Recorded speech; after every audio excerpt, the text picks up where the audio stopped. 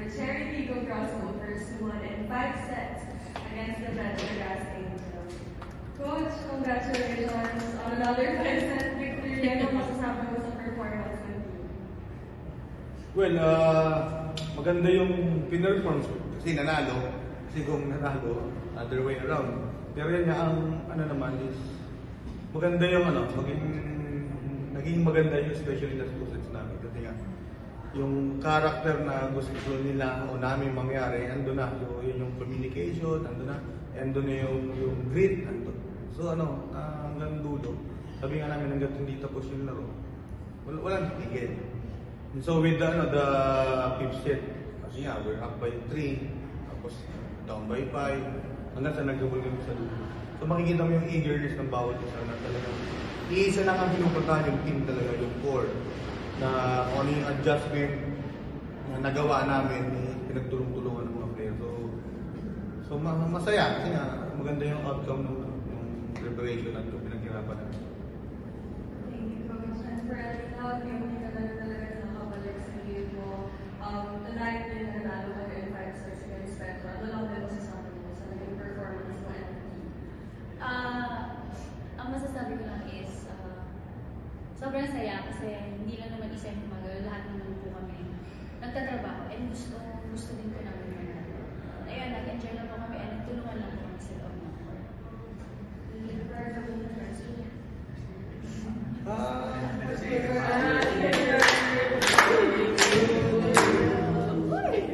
We also have here our player of the game and birthday girl, Aya Lauer. Aya, 15 points ka today in your 5-set win against Petrogas. Ano lang yung masasabi mo sa naging performance mo? To be honest, hindi ako nasayahan kasi first 3 sets na coach. Parang wala akong pinoproduce masyado na number. And I'm naambag. And siguro pasalamat ko na lang sa buong Cherry na team, coaches, PTs, lalo na sila Coach Kung Fu at yung mga kasama ko sa loob, yung mga teammates ko na hindi sila nagsasawang i-motivate din ako para mabalik ko at magawa ko yung ginagawa ko talaga na natural and yung confidence ko din sa sarili. Salamat sa kanila kasi hindi sila nagsasawa lagi. So mga times na nakikita nila na kailangan ko ng suporta at masasandalan, nandyan sila to hug me at hindi nila ako hinahayaan lang na mawala. Kaya, sa birthday gift sa'yo ng team na back-to-back na, ano lang feeling na dalawang malakas na team na yung napapatok ba niya? Para sa'yo at age 25, ano ba yung mga gusto mong ma-achieve? Siyempre, malaking achievement sa amin sa Cherry and isang realization ko lang siguro dun sa mga sa dalawang games namin, preparation talaga. More on preparation talaga, more on work na communication. Ayan. Siguro yun talaga pagsama-sama para mas magkaintindihan and grabe kasi yung pupukan namin sa training eh. Sinabi ko na to last game kasi umalis si Coach Kung na pupuntang UST. Pero ayun nga, grabe yung pupuk niya sa training at the same time grabe din yung motivate niya sa amin. Kaya siguro kinakaya namin lahat ng pinagdadaanan namin. And siya din kasi talaga yung nakakita talaga kung ano yung pakulangan ng team. Yun naman din talaga. Tsaka with the help of other coaches, SNC at PT na talagang hinihelp din kami maka-recover para magawa namin yung A-game namin at makakontribute sa Cherry. For the players, nung bigbigan sa 5th set, parang medyo every point talaga nagsa-celebrate kayo and nakikita talaga yung energy ng buong team. Siguro for you guys, gano'ng importante na lang din na apart from yung, especially ganun sa titigan ng team na nag-enjoy pa rin kayo sa bawat point na ginagawa. Ano naman yun? Ano lang kami sa loob. Sa 5 sets na yun, syempre nandun yung natatalo kami. Pero nire-relate lang namin ulit yung kung paano kami mag-igalo. Kasi wala din tutulong sa amin kundi sarili ng din po namin. So ayun, during the 5th set, nag-enjoy lang kami and gusto talaga namin manalo. And ayun, sayang kasi yung effort namin na nandun na kami, hindi pa namin i-grab. So ayun, tulong-tulong lang din po talaga. At sa'yo yun? So, yung nagpapakita kayo ng emotions at nasa-celebrate ka every point ng baby ka ng fifth set, kano ka nakakatulong sa inyo? Siyempre pampaboost na, itong teammate ko na to lumalaban. So, kailangan nalaban din ako. Kumbaga nakakadala talaga siya. And, mas nakaka-gain ng confidence. Sana na fifth set, parang pagod na lahat.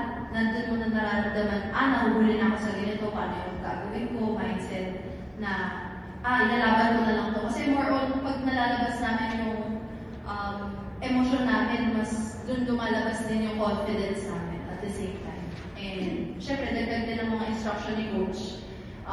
Dahil na pag fifth set, yun talaga yung pinaka-importante.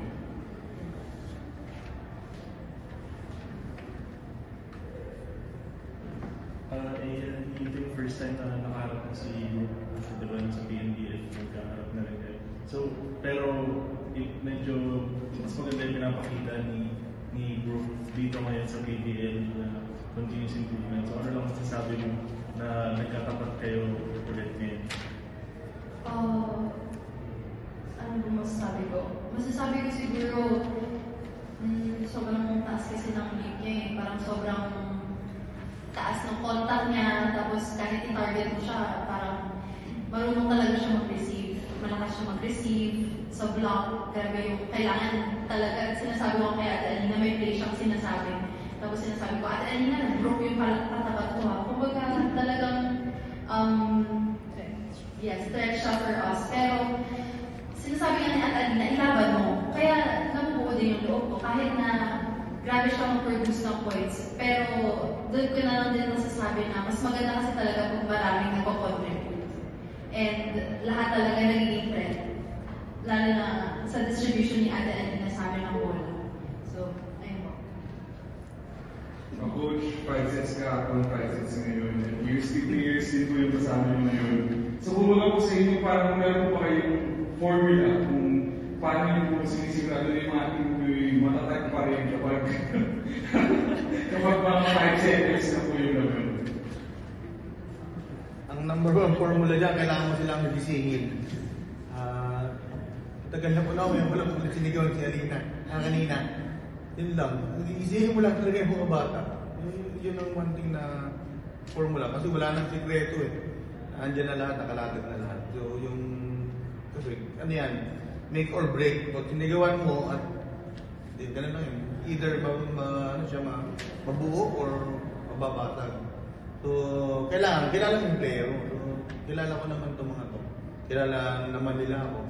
So, ibig sabihin, pag tumataas na yung temperature ko, may usok na kailangan namin ilabas yung buga. Sisigawan ko na yan. Pag hindi kami magkaintindihan ng pabulong, sisigawan ko na sila. Yun lang.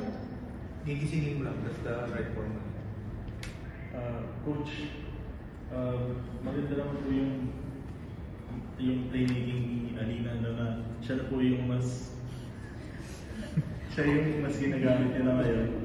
4 na players po yung nasa double digits para sa inyo. Pero may masasabi pa po ba kayo sa nilalaro niya? Meron pa,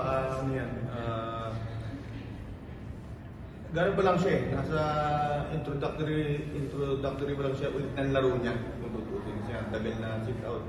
Almost a year. Niyak siguro, hindi ko nagkakamali. Una ko nag-apak ng coaching sana, wala na siya eh. Naka-sit out na siya. Marami pa siyang ayusin ulit. So nagsisimula pa lang siya, pero ito na unti-unti.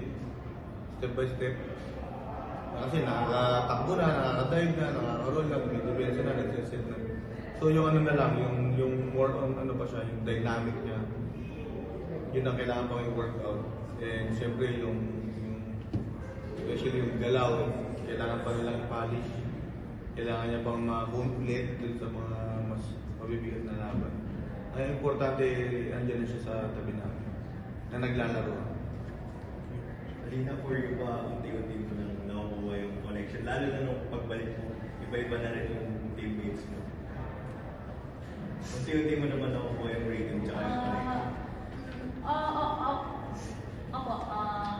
Ayun naman, nandun naman, nag-training naman po. So, tinatry ko. Nung una talaga, sobrang hirap talaga. Kasi syempre, nag-iba iba yung mga tao, dumating sila Ate Ara, sila Chang. Pero yun nga, dumadaan naman po lahat sa training. Wino-work lang po namin talaga lahat sa training na kailangan alam mo din kung ano gusto ng mga spikers mo, parang gano'n yun. Tutulungan lang din po kami. So,